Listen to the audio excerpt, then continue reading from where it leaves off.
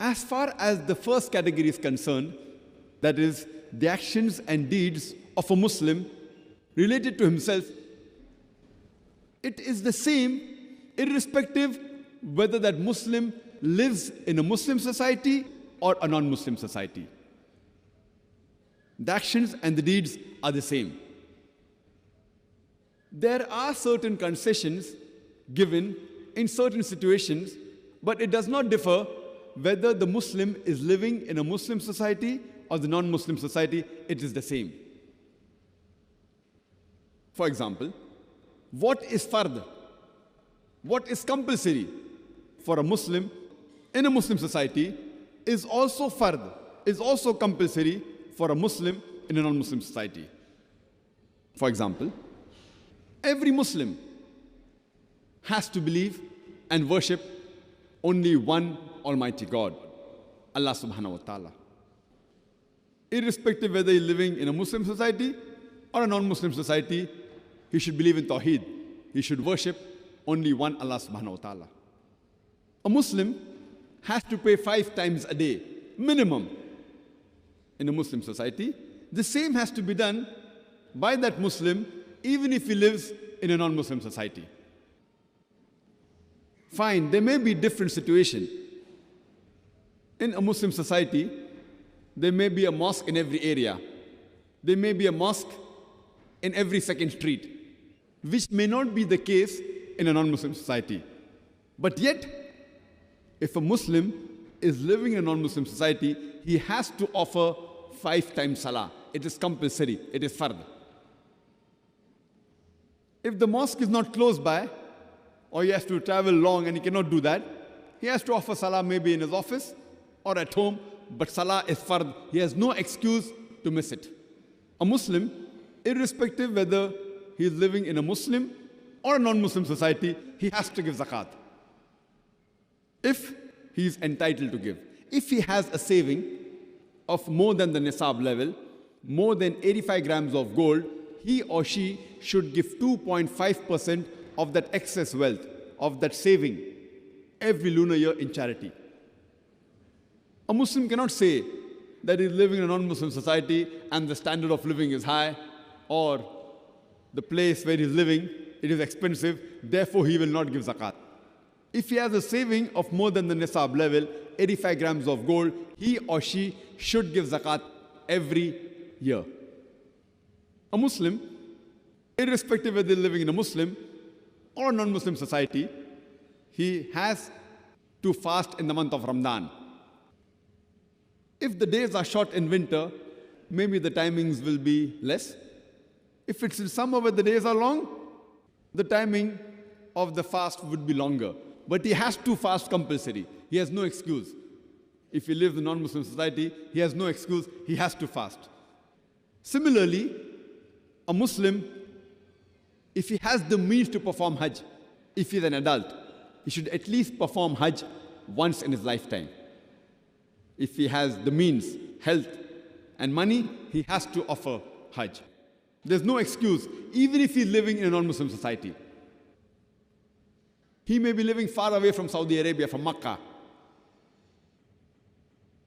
But if he has the means to travel that distance, he has to offer Hajj, at least once in his lifetime. It is fard. In this way, all the farais, all the actions and deeds which are compulsory for a Muslim in a Muslim society is also compulsory in a non-Muslim society. A Muslim woman, she has to do hijab, irrespective whether she's living in a Muslim or non-Muslim society. She has no excuse that she's living in a non-Muslim society. That's the reason she will not do hijab. There's no excuse. It's a fard. It has to be done.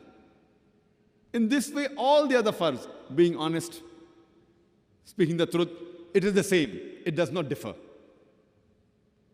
Similarly, what is haram for a Muslim in a Muslim society is also haram for a Muslim in a non-Muslim society. Whichever part of the world he lives in, shirk is haram. He is living in a Muslim society. It's also haram if he's living in a non-Muslim society. There's no excuse that because he's staying in a non-Muslim society or a Western country, he can do shirk. It's haram throughout the world. Similarly, fornication and adultery. It is haram for a Muslim, irrespective whether he's living in a Muslim or non-Muslim society, irrespective which part of the world he lives in. Pork is haram, whether he lives in a Muslim country or non-Muslim country. Having non-zabiyah food, non-halal food, any meat which is not slaughtered by the Islamic method, or which Quran does not give permission to, it is haram, irrespective whether he's living in a Muslim or non-Muslim society. In short, whatever is fard and whatever is haram for a Muslim, it is the same throughout the world, irrespective whether he's living in a Muslim or a non-Muslim society. There are many Muslims who give excuse that because I'm living in a Western country or because I'm living in a non-Muslim society, some things are excused. What is fard is fard. What is haram is haram. As far as the other aspects are concerned, regarding mustahab, things which are encouraged, those which are considered as sunnah, mustahab, thing which is encouraged, it is the same also. But there may be a little bit leniency. For example, covering the head for a Muslim man or wearing a cap is mustahab. It is the sunnah of the Prophet. But if you feel that you're living in a non-Muslim society and you feel that wearing a cap may endanger your life, and if you want to avoid that act, you can do it. Because wearing a cap is not fard in Islam.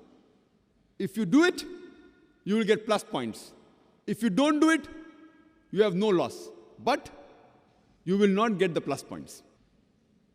So living in a non-Muslim society, the thing which is mustahab, if you fear regarding certain aspects and you avoid it, you will not get the plus points.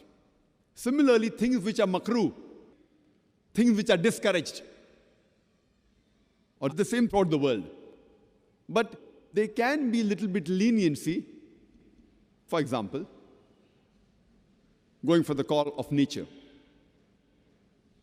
standing and doing the call of nature, it is makruh. But if you know living in a Western country and the toilets may not permit you, and if you do it, there is no problem, but you will lose the plus points. You don't get negative points. So as far as the fard and the harams are concerned, there is no excuse at all.